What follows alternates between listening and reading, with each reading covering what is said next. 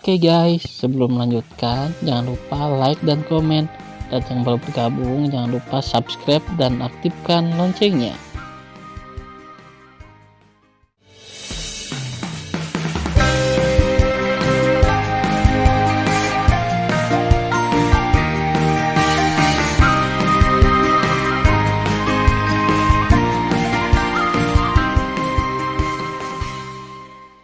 Episode 577. Melanjutkan cerita sebelumnya. Mendengar pidato itu, Tan Yun berdiri di tengah barisan transmisi, menarik diri dari meditasi, menahan amarahnya dan diam-diam membuka matanya.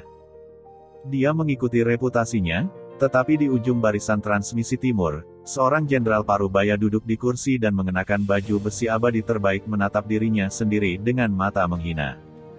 Karena Tan Yun telah mengkultivasi mata ilahi Hongmeng, dia dapat melihat sekilas bahwa dia adalah orang yang lebih tinggi dari dirinya sendiri, tetapi sekarang Tan Yun tidak dapat melihat pencapaian satu sama lain.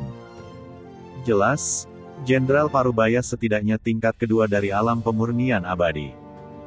Tan Yun tahu bahwa jika pihak lain ingin bunuh diri, 100 dari dirinya tidak akan menjadi lawannya. Aku ingat kamu. Aku akan kembali dan membunuhmu ketika aku punya kesempatan. Tan Yun berpikir keras di dalam hatinya, tetapi berubah menjadi panik dan terbang ke Jenderal Parubaya. Aku ingat kamu, aku akan kembali dan menghancurkanmu jika aku punya kesempatan di masa depan. Tan Yun berpikir dengan kejam di dalam hatinya, tetapi berubah menjadi kepanikan di wajahnya dan terbang menuju Jenderal Parubaya itu. Yah, jangan bicara omong kosong. Jenderal Parubaya itu berkata dengan tidak sabar, tunjukkan padaku kartu identitas abadi. Ya, Tan Yun tersenyum, mengeluarkan kartu identitas dari cincin surga dan bumi dan menyerahkannya kepada pihak lain dengan tangan kanannya. Apakah kamu semut mol mengerti aturannya? Jenderal Parubaya itu mengutuk, Anda kelas bawah yang melonjak dari pesawat fana, berlutut ke Jenderal Abadi dan menyerahkannya kepada Jenderal Abadi. Dia tahu bahwa sejak zaman kuno, di alam abadi manapun, ada biksu di bawah alam eklosion, dan biksu ini adalah penduduk asli dan atasan. Dan semua orang yang terbang di alam fana disebut lebih rendah oleh penduduk asli dunia abadi. Ketika Tan Yun naik tahta Hongmeng, ia memerintahkan untuk menghapuskan perbedaan antara orang atas dan bawah, menetapkan hukum abadi, dan tidak membeda-bedakan mereka yang bangkit di bumi. Namun, Tan Yun sekarang tampaknya bahwa dengan masuknya ke dalam reinkarnasi abadi, dunia abadi telah memulihkan konsep aslinya untuk membenci mereka yang bangkit di bumi. Setelah Tan Yun menyampaikan belasungkawa kepada leluhur pria Parubaya selama 18 generasi, dia tidak bisa menahan sedikit pun untuk menahan amarahnya. Ketika dia sedang memikirkan tentang bagaimana menghadapinya, tiba-tiba, sebuah suara yang tidak menyenangkan terdengar dari belakang Tan Yun. Wakil Jenderal Wan, Anda memiliki gengsi yang besar. Bukankah benar bahwa mereka yang membubung di bumi semuanya adalah budakmu? Mereka harus berlutut saat melihatmu. Tan Yun mengikuti reputasinya, tetapi dalam kekosongan keabadian, seorang gadis rok biru yang tidak bisa melihat kultivasinya terbang dan jatuh di belakang Tan Yun. Gadis itu berusia sekitar 28 tahun. Dia tinggi, cembung dan sombong. Rambut hitam panjangnya menggantung seperti air terjun di bahunya. Dia memiliki wajah yang tiada taranya, sangat cantik sehingga pria manapun tidak bisa tidak ingin melihatnya, tetapi ada banyak pria yang tidak berani melihatnya. Karena dia memiliki identitas yang menonjol. Dia adalah salah satu dari 10 kota abadi teratas di dunia abadi ke-9 dan mutiara dari penguasa kota-kota abadi Tongtian, Ouyang Qianqian.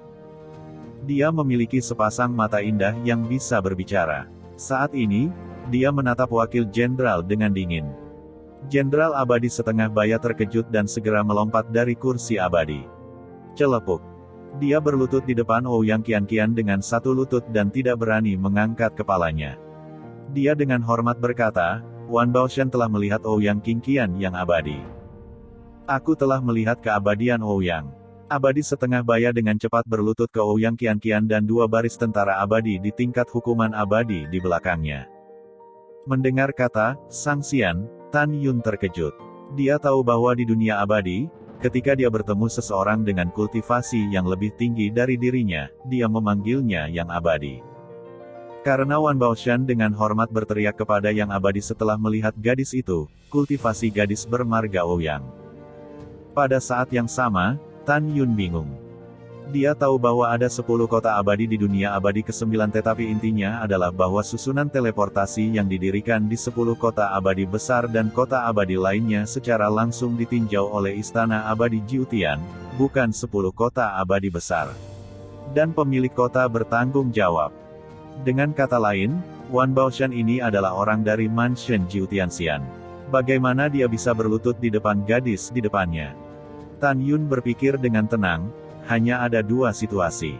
Pertama, gadis itu berasal dari rumah Jiutianxian. Kedua, identitas seorang gadis sangat tidak biasa. Pada saat ini, Ouyang Qianqian memandang Wan Baoshan dengan dingin.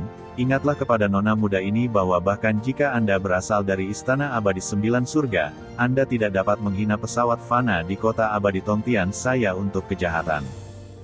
Kamu ingat dengan jelas, tidak peduli apa yang dipikirkan orang lain di negeri dongeng 9 surga, di hati nonaku, tidak ada perbedaan antara melonjaknya pesawat Fana dan penduduk asli kita di negeri dongeng 9 surga. Aku tidak suka mendengar kata, kelas bawah. Apakah kamu ingat dengan jelas? Wan Baoshan mengangguk seperti ayam mematuk nasi. Aku menulisnya. Bersenandung. Setelah Ouyang Qianqian mendengus dingin, dia membalikkan tubuhnya yang halus dan hendak pergi. Tiba-tiba dia memikirkan sesuatu dan tiba-tiba kembali menatap Tan Yun. Matanya, yang tampak dingin sampai ke tulang, menunjukkan keterkejutan. Dia telah melihat banyak orang yang telah bangkit dari dunia fana. Sepertinya gadis kecil ini memiliki karakter yang baik. Setelah Tan Yun berbisik, dia memeluk tinjunya dan berkata, "Terima kasih atas bantuanmu." "Kamu tidak perlu berterima kasih padaku atas bantuanmu." Ouyang Qianqian mengabaikan Tan Yun, berkata dengan dingin, dan menghilang begitu saja. Tan Yun cukup terdiam. Alasan mengapa dia mengucapkan terima kasih juga untuk bertindak. Bahkan, Tan Yun tidak mau berterima kasih sama sekali. Menurut pendapatnya, dia memiliki beberapa cara untuk menyelesaikan masalah dengan tidak membiarkannya berlutut, tetapi gadis kecil ini, meskipun dia baik untuk membantunya, pada kenyataannya, akan menyebabkan lebih banyak masalah bagi dirinya sendiri. Seperti yang diharapkan. Pada saat ini, suara marah Wan Baoshan terdengar di benak Tan Yun, "Karena kamu adalah kelas bawah, makhluk abadi ini akan menyinggung calon wanita muda dari Istana Abadi. Aku bisa merasa baik untukmu." Setelah transmisi Wan Baoshan, dia berkata dengan kejam di dalam hatinya, "Ouyang Qianqian, jika tuan muda kami memiliki titik lemah untuk Anda, bahkan jika Anda adalah salah satu dari 9 penyihir hebat di seluruh alam 9 surga, saya memiliki rumah abadi 9 surga sebagai pendukung, dan saya khawatir Anda tidak akan berhasil. Pelacur bau, bagaimana jika kamu adalah 6 wanita cantik di negeri dongeng 9 surga? Kamu tidak akan menjadi anak anjing di masa depan. Kamu akan melemparkan awan dan hujan di sofamu." Wan Baoshan hanya berani memikirkan kata-kata ini di dalam hatinya. Pada saat ini, menatap Wan Baoshan dan melihat dirinya sendiri, Tan Yun mencibir pada mata kanibalnya. "Apa yang telah dia derita? Selama Anda tidak bunuh diri, Anda dapat menanggung penderitaan apapun. Apa yang kamu lakukan, kamu kelas bawah yang rendah hati." Di samping Wan Baoshan, seorang prajurit abadi di tingkat 6 ranah hukum dunia abadi berteriak pada Tan Yun, "Beri kami kartu identitas peri dengan cepat," ke Wakil Jenderal Wan. "Ya." Tan Yun dengan cepat menjawab dan menyerahkan kartu identitas itu kepada Wan Baoshan dengan kedua tangan dengan hormat. Pada saat ini, niat membunuh Tan Yun meningkat di hatinya. Jika dia berubah ke tempat di mana tidak ada seorang pun, Tan Yun akan menamparkan prajurit abadi yang mempermalukannya sampai mati. Wan Baoshan meraih kartu identitas abadi yang diberikan oleh Tan Yun. Ketika dia melepaskan pengetahuan abadi dan memasuki kartu abadi, setelah memeriksa informasi identitas Tan Yun, dia tiba-tiba berkata dengan senyum muram, "Bagus, sangat bagus. Saya akan menemukan cara untuk membawa Anda ke tempat yang ditinggalkan." Tanpa diduga, hehe, kamu adalah Ascender dari benua Suantian. Hanya saja kamu telah dikirim ke tempat yang ditinggalkan sesuai dengan aturan dunia abadi ke-9. Mengacu pada tanah terlantar, Mulut Wan Baoshan dengan jelas menggambarkan senyum jahat. Menurutnya, selama Tan Yun memasuki tanah terlantar, dia tidak jauh dari kematian. Tanah terlantar, hati Tan Yun tenggelam. Ketika dia adalah Mahaguru Hongmeng di masa lalu, dia belum pernah mendengar tempat seperti itu di negeri dongeng 9 surga. Sebuah firasat tidak menyenangkan muncul secara spontan. Ini adalah tempat yang ditinggalkan dan jelas bukan tempat yang baik. Pada saat ini, Wan Baoshan membenci Tan Yun dan berkata sambil tersenyum, "Apakah kamu tahu apa itu tempat yang ditinggalkan?" "Aku tidak tahu." Tan Yun berpura-pura ketakutan. "Apakah kamu ingin tahu?" Wan Baoshan tampak seperti kucing yang bermain dengan tikus. "Ya," Tan Yun mengangguk dengan sungguh-sungguh. Tan Yun, seorang wakil Jenderal Wan Baoshan, bermain dengan situasi di antara tepuk tangan. Jenderal abadi itu tidak keberatan memberitahu Anda manusia yang rendah hati ini. "Dengar, apa yang disebut tempat terlantar adalah tempat yang ditinggalkan oleh dunia perijiutian kita, dan jika kamu memasuki tempat yang ditinggalkan, itu berarti kamu telah ditinggalkan oleh dunia abadi ke-9. Itu berada di ujung barat negeri dongeng 9 surga. Ini adalah ruang waktu independen yang dibuka oleh Kaisar Abadi 9 surga. Dalam ruang dan waktu yang independen ini, sumber daya budidaya buruk, dan semua penjahat di dunia pabadi 9 hari. Tidak ada aturan abadi. Untuk mengolah sumber daya, makhluk abadi membakar, membunuh, dan merampok. Banyak orang mati setiap hari. Yah, aku tidak ingin berbicara omong kosong denganmu lagi. Singkatnya, di masa-masa sulit, kamu hanya semut mol yang menghukum tingkat pertama negeri dongeng. Diperkirakan kamu tidak akan hidup selama sehari. Hahaha, hahaha." Wan Baoshan menatap Tan Yun dengan bangga dan tertawa terbahak-bahak. "Kelas bawah, bukan begitu. Tidakkah kamu berharap bahwa kamu akan ditinggalkan setelah kamu terbang ke negeri dongeng? Juga, Ben Xian akan memberitahumu bahwa kamu mungkin seorang pahlawan di benua Suantian, tetapi ketika kamu tiba di dunia abadi, kamu tidak berbeda dengan semut mol. Kamu tidak kentut." Saat ini, Tan Yun menundukkan kepalanya dan tidak mengatakan apa-apa, dan kemarahannya bisa dibayangkan. Hatinya teguh, bagaimana dengan tempat yang ditinggalkan? Pahlawan keluar dari masa-masa sulit. Aku akan menaklukkan tempat yang ditinggalkan. Juga, bahkan jika itu adalah tanah terbengkalai, itu ada di alam abadi 9 surga. Sumber daya budidayanya buruk, dan itu hanya dibandingkan dengan tanah terbengkalai. Aku sudah pergi, dan aku masih bisa mendapatkan sumber daya kultivasi. Memikirkan hal ini, suasana hati Tan Yun jauh lebih baik. Dalam pikirannya, segala sesuatu memiliki dua sisi. Karena tempat terbengkalai tidak diperhatikan oleh Istana Abadi Jiutian, latihan di sana adalah kerugian. Pada saat ini, Wan Baoshan kembali ke salah satu prajurit abadi yang menghukum negeri dongeng tingkat 12 dan memerintahkan, "Anda bertanggung jawab untuk mengawal kelas bawah ini ke tempat yang ditinggalkan." Bawahan patuh. Setelah pria parubaya itu menerima pesanan, dia menatap Tan Yun dan berkata dengan suara datar seperti guntur, "Kelas bawah, ikut aku." Dengan itu, pria parubaya itu berbalik dan melangkah keluar dari tepi susunan transmisi dan memasuki istana ruang waktu setinggi ribuan kaki. Tan Yun menarik napas dalam-dalam dan mengikutinya. "Berdiri untukku." Prajurit abadi menunjuk ke susunan transmisi di istana ruang waktu dan memarahi. "Aku Tan Yun akan meninggalkan tempat yang ditinggalkan suatu hari nanti, dan kemudian memintamu untuk mati." Tan Yun berdiri di barisan transmisi setelah mengambil keputusan. Segera, tirai tipis pecah di susunan transmisi. Ketika tirai cahaya menghilang, Tan Yun menghilang. Tan Yun bolak-balik melalui terowongan ruang waktu dalam keadaan sangat pusing. 8 bulan kemudian, Tan Yun muncul di dataran yang tandus. Di tempat penampakan, ada banyak gulma, dan hampir tidak ada keabadian surga dan bumi. "Sialan, tempat apa ini?" Tan Yun tidak tahan untuk tidak memarahi dan berkata dengan suara yang dalam, "Sudah dikirim selama 8 bulan. Benar-benar jauh dari kota Peri Tongtian. Menurut perhitungan waktu, pada kecepatan penerbangannya saat ini, jika Tan Yun terbang dari kota Tongtianxian ke tempat yang ditinggalkan, dia harus terbang setidaknya selama 660 tahun. Dapat dilihat bahwa negeri dongeng 9 surga sangat luas. Tenanglah saat kamu datang. Setelah menenangkan amarahnya, Tan Yun memutuskan untuk membuat prioritas utama. Ada beberapa hal yang perlu dikonfirmasi. Pertama, mengapa Wan Baoshan mengatakan bahwa mereka yang terbang di daratan Suantian akan ditinggalkan? Kedua, seberapa luas struktur medan dan ruang lahan terlantar?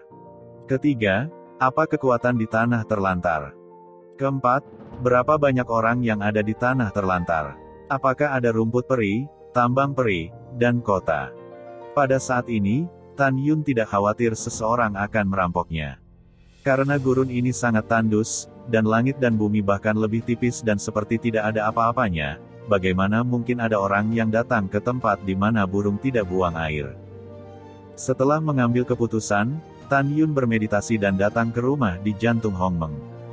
Dia memberitahu semua orang tentang pengabaian itu. Semua orang marah. Setelah menenangkan beberapa wanita, Tan Yun menyuruh mereka keluar setelah dia menyelidiki situasi di luar. Suamiku, kamu harus berhati-hati. Sen Subing berkata dengan cemas, utamakan keselamatan. Iya, setelah Tan Yun melemparkan senyum meyakinkan pada Sen Subing dan yang lainnya, dia menarik diri dari meditasi. Ketika Tan Yun hendak menjelajah, dia tiba-tiba menyadari sesuatu. Begitu sosoknya melintas, dia bersembunyi di rumput jauh di pinggangnya. Haha, kamu tidak bisa melarikan diri. Serahkan semua barang-barangmu, lalu aku akan menjaga seluruh tubuhmu. Mendengar pidato itu, Tan Yun menahan napas di rerumputan, melihat melalui celah di antara rerumputan, dan kemudian pupil matanya menyempit. Dia menemukan seorang pria parubaya dengan 3 besar dan 5 tebal, yang dipenuhi tingkat 5 ranah hukuman dunia abadi, dan mengejar seorang pria muda dengan darah tingkat 4 ranah menghukum di udara. Pada saat ini, situasi pemuda itu genting. Pemuda berjubah hitam itu menyemprotkan darah ke mulutnya dan terbang menuju Tan Yun. Tanpa menoleh ke belakang, dia berteriak dengan marah, keluar dari pamanmu 2 dan paman 3. Batu abadi digunakan oleh kakekmu untuk membeli pil peri. Aku pasti tidak akan memberikannya padamu. Adapun kehidupan kakek, jika kamu memiliki kemampuan, kamu akan menyusul kakek dan mengambilnya nanti. Jelas, pemuda berbaju hitam itu adalah pria yang tidak menderita kerugian. Di belakang pria muda berjubah hitam, ada kekosongan di luar yang abadi. Pria besar berjubah abu-abu itu sangat marah dan berkata sambil tersenyum, Anda tidak dapat mengukur kekuatan Anda, tunggu saja saya untuk mengejar dan dibunuh. Bernafas, pemuda berbaju hitam itu melewati kepala Tan Yun. Pada saat ini, Tan Yun naik di udara dan berdiri di langit di atas gurun. Tan Yun melihat keringat setengah baya yang terbang, dan mata bintang itu menunjukkan niat membunuh yang tidak tersamar. Hanya saja kamu ingin merebut dan menjarah secara paksa. Kamu juga ingin merampok batu abadi orang lain, dan kemudian membunuh mereka. Tidakkah kamu pikir itu terlalu kejam? Pria parubaya itu melayang ke udara dan menggantung di depan Tan Yun. Dia segera menjadi waspada dan menatap Tan Yun. Tapi ketika dia menemukan bahwa Tan Yun hanya menghukum tingkat pertama negeri dongeng, dia tiba-tiba tersenyum dan menatap mata Tan Yun seolah-olah dia sedang melihat penanya. Haha, haha, aku benar-benar tertawa sampai mati. Aku pikir itu adalah orang kuat yang membantu saya ketika saya melihat ketidakadilan. Ternyata semut mol yang menghukum tingkat pertama negeri dongeng.